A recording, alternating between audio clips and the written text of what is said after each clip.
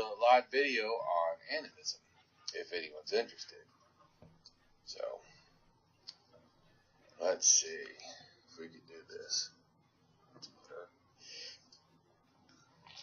Alright. Okay, let's get started.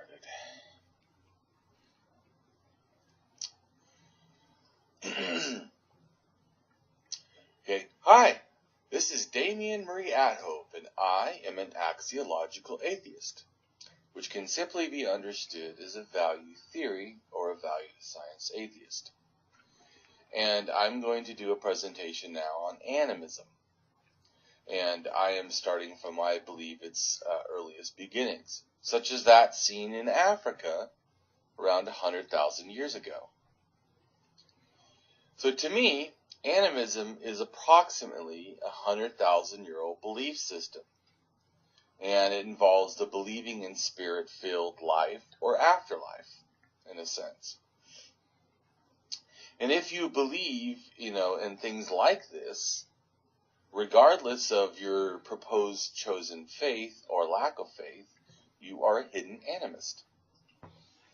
Neanderthals, to me, possibly could have imparted some sort of these ideas to us. This is my hypothesis. I'm wondering, did Neanderthals teach us primal religion? Or such as primal or pre-animism or animism, possibly even itself. 120,000 years ago, Homo sapiens, or modern humans, have known to have reached the area of Levant 120,000 years ago to 90,000 years ago. But that, exit from Africa eventually, though, went extinct. They came from Africa and possibly went back to Africa, or just died out. But they possibly could have transferred these ideas before doing so.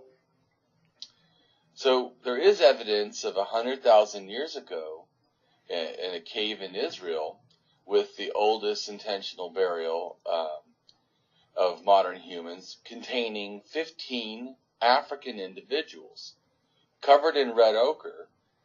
And it was a group, in a sense, who seemed to have visited, Israel, and then, like I said, possibly returning back to Africa or dispersing further into other areas and then dying off.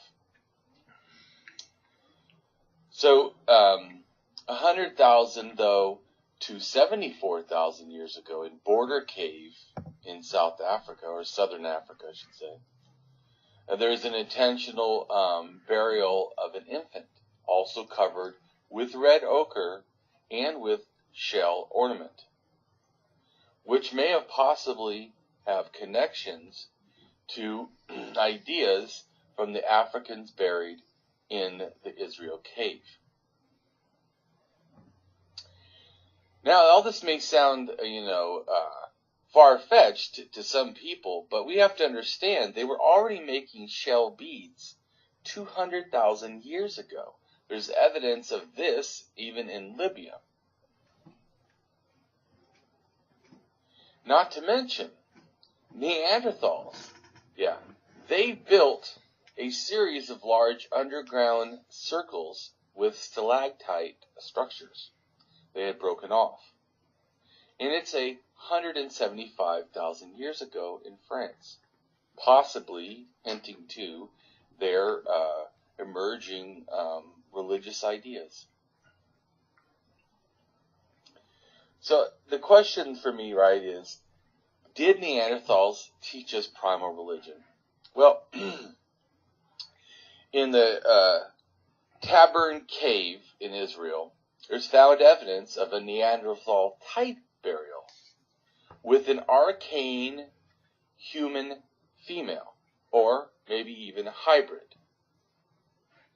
There is some evidence of burial at Shoal Cave at 130 to 100,000, which may have been Neanderthal-human hybrids as well, or maybe just Neanderthal. Though they also could be early modern humans, because they had started to emerge from this area, and it would be interesting to wonder if they had transferred ideas to be among each other. Now, this thinking that Neanderthals already, in a sense, contained this idea for primal religion and didn't have it transferred the other way, humans to Neanderthal, is because it's supported in the fact how 250,000 years ago, Neanderthals were already using red ochre, long before humans. And there's possible but somewhat disputed evidence of Neanderthal burial going back to 230,000 years ago. All this, though, shows evidence of Neanderthals doing these intentional burials way prior to humans. In a sense, Neanderthals are also, in a sense, a human, but I mean modern humans. Homo sapiens sapiens. Anyways, Neanderthals doing this, putting people in burial and using red ochre, in a symbolic, way, to me, possibly, shows a belief in an afterlife. So the 130,000-year-old evidence is the earliest undisputed evidence for intentional burial, and it's done by Neanderthals. The evidence suggests that Neanderthals were, in a sense, the first humans to intentionally bury the dead, and possibly doing so even involving rituals like cannibalism, which could be evidence of death rituals and symbolic meaning. And the Neanderthals generally, though, are doing so by putting people in shallow graves, along with possibly stone tools, animal bones, still showing symbolic behavior, and possibly, to me, Pre-Animism. So, the evidence suggests that Neanderthals buried their dead at such sites as the one in Corsica. There is a total of 876 single Neanderthal bone fossil fragments. And the bones belong to several dozen different individuals of different sex, from 2 years old to 40 years of age, showing that they had a seemingly range of respect for life across the time span of life. Over 1,000 pieces of various stone tools and weapons from the Paleolithic era were also found there. All, in a sense, witnessing to a material culture in the sense of these proto-humans. And this is, in a sense, also involving, like I said, at a time of 130,000 years ago, there are remnants of fossils of shells from the ocean. We have cave bear, wolf, moose, large deer, and warm climate rhinoceros, wild cattle, and many other animals were found there. Moreover, the most interesting is the bird skeletons, some of which the parts have been modified and are found associated with the Neanderthal bones, possibly as grave goods. And there are some talon bones and foot bones from the white-tailed eagle. There appear to be cut marks on the talons and foot bones, which seems to be that they were attached, suggesting the Neanderthals were using the talons as bones or jewelry. And I'm assuming that it also could be, in a sense, a ritualistic item, or almost a totemistic item.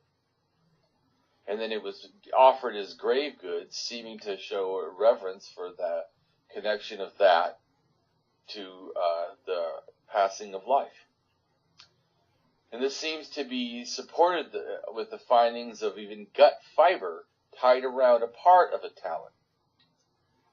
There are foot bones and talons that have been obviously modified and cut and grooved. Neanderthals were largely carnivores, though they are known also to use medical plants. So the distributions out of Africa, it can't be just seen as a symbol, or a single event.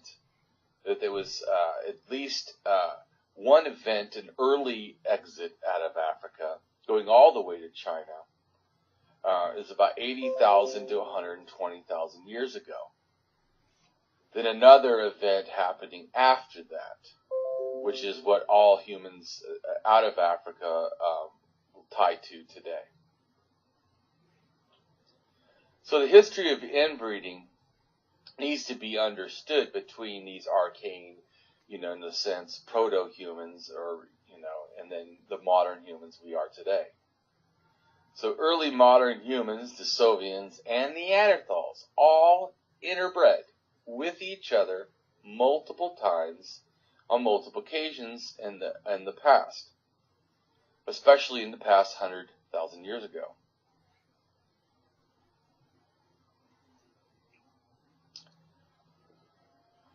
So, getting back to North Israel, and 120,000 years ago, with the Neanderthal type burial of a female,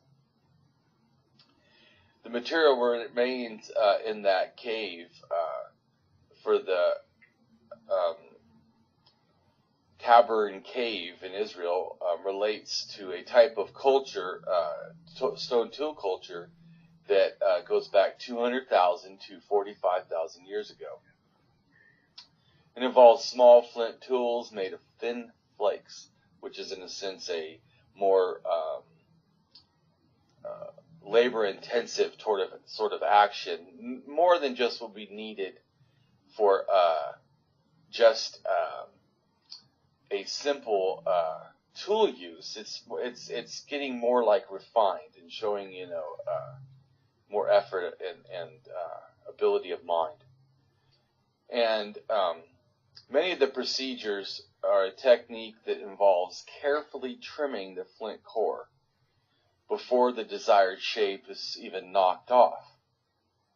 And tools typical of this culture are elongated points, flakes of various shapes used as scrapers, and many other tools used for cutting and sawing. Primal religion, to me, for modern humans, is basically about an animism, and it's about 100,000 years ago. And to me, it begins or is inspired in Israel, but it's Africans doing it, and they this idea is, to me, gets transferred back to Africa, and then it emerges from Africa. In a sense, this early burials in Israel of the modern humans were stained with red ochre, just like the Neanderthals before them. And a variety of grave goods were also found at the burial site. 71 pieces of red ochre were also offered. Ochre stained the bone and tools that were found, suggesting that even the tools offered in the grave were possibly of ritual use. And the red ochre itself, to me, connects to the earlier hominids before humans. There also was a person who had a mandible of a wild boar found placed in their arms. To me, all of this goes to the symbolic behavior. So like I said, this makes me wonder, did Neanderthals inspire or somehow transfer some of these ideas? It would seem that it would be possible with nothing else than just the red ochre being used. But evidence suggests that Neanderthals, in a sense, like I said, were the first humans to intentionally bury. And I think it's interesting that we show up in an area doing almost the same behaviors in the same kind of ways. A population that went to Africa, in a sense, diverged early from other modern humans in Africa. And did contribute genetically to the ancestors of the Neanderthal. This is evidence, this early leaving of Africa and transferring of DNA is found in the Altai Mountains of Siberia at about 100,000 years ago. By contrast, we don't have any direct genetic contributions in the Denisovans this time, or, in a sense, and European Neanderthals. So there was a difference, in a sense, even in the Neanderthals that were in the Altai Mountains of Siberia and the ones that were in Europe itself. In addition to later inbreeding events, the ancestors of the Neanderthals in the Altai Mountains and early modern humans met and are bred, possibly even doing this in the Near East, many thousands of years earlier than previously thought.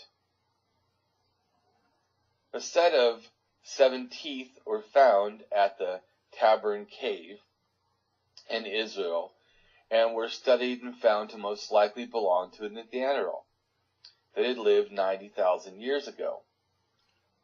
There's another Neanderthal. And another one from that same cave, the limb bones are characteristic of a Neanderthal, where the lower jaw was a combination of Neanderthal and earlier human features. This fossil also dates to 150,000 years ago. A fossil human jaw in a collapsed cave in Israel is said to date back to between 177,000 and 190,000 years old, meaning that they could have even interacted sooner. And the Tabernan Cave contained a Neanderthal, as I said before, type burial female, and dated at 120,000 years ago. But objects at Tabernan Cave suggest that ancestral humans were there, even using fire at this site on a regular basis since about 350,000 years ago. So the remains of several adults, modern humans, 3 children were found in Shoal Cave in Israel, and are claimed to have been burials. Assemblages performed seem to involve things like shells, significantly different from the local, in a sense, area, and have been recovered from an area far away, suggesting these people may have collected these and employed these shells as beads, and likely not been used directly as food. And a layer number B has been dated to an average of 101,000 to 81,000 years ago. But an average date could be of 119. And shoal number 5, there's a mandible, as we said before, with the wild boar on the person's chest. It is possible that Neanderthals and early modern humans did make contact in the region, even if it was just to transfer ideas and not genes. It may be possible that the shoal and other cave hominids are partly containing a Neanderthal descent. Non-African modern humans contain 1.4% Neanderthal genetic material, with hybridization possibly having taken place in places such as the Middle East. Modern humans were present in Arabia and South Asia earlier than a lot of people currently believe. And probably this presence was connected to the Levant between 130 to 170,000 years ago. To 70,000 years ago. This is the same route proposed to have been taken by people who made modern tools in the area. A Neanderthal girl's toe bone of ancient DNA says her ancestors mated with modern humans 100,000 years ago.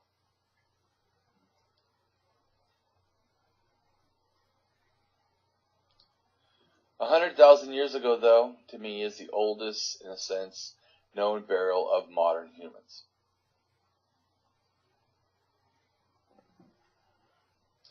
So, getting back to Africa, early animism in Africa, there's evidence of 100,000 to 74,000 years ago in Border Cave in southern Africa.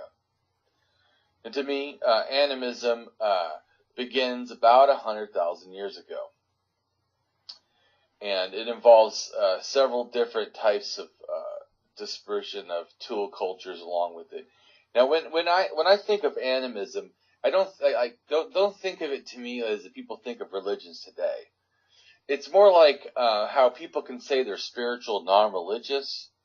In other words, they're not connected to some particular dogma, but they still have, magical thinking, woo beliefs, and often, and believe that everything is connected and the spiritual energies and everything in a sense is alive or spirit. That's all that animism kind of talk. And so, it seems that someone would say it's crazy that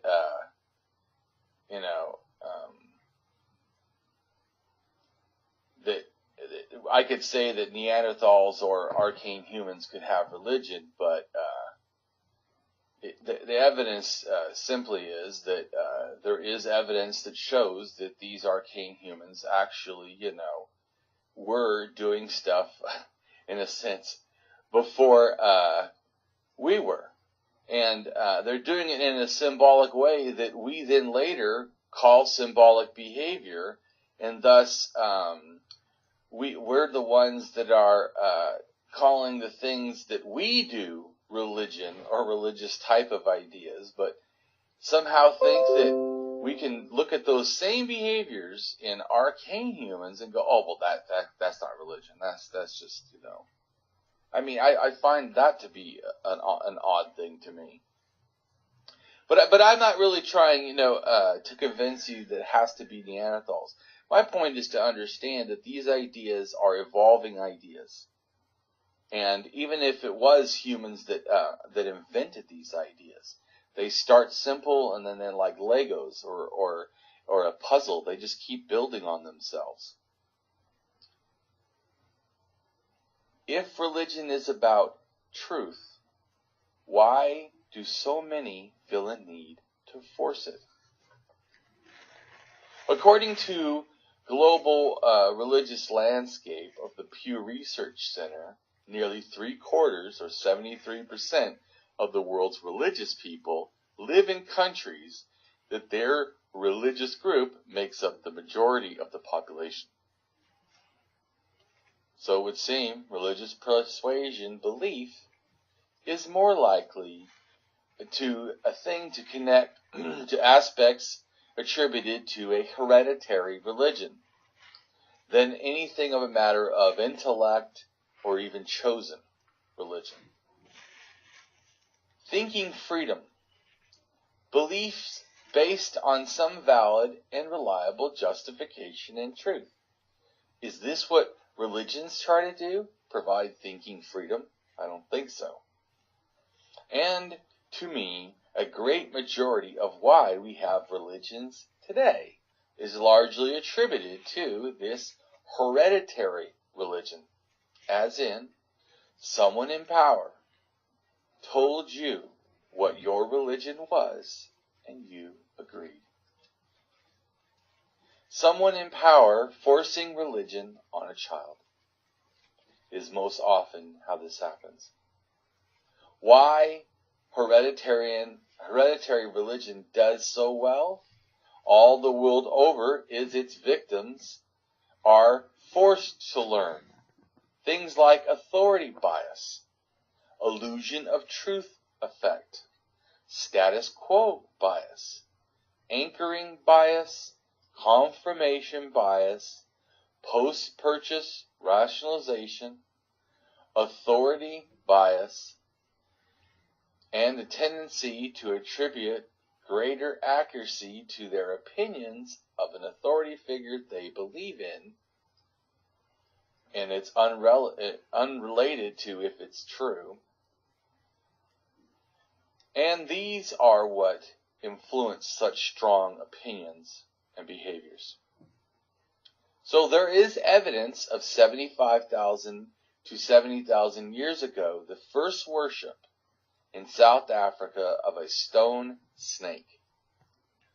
So that, and if anyone can say that there's a worship and it's a god, well, I guess the god must be a snake in South Africa. And to me, this brings up that how we should be careful in what we believe, that we should be thoughtful in what is real. And to me, religion, especially animism, is appealing. I mean, 7 years old, people generally up to that point, from birth until 7, have a sort of an animistic mindset.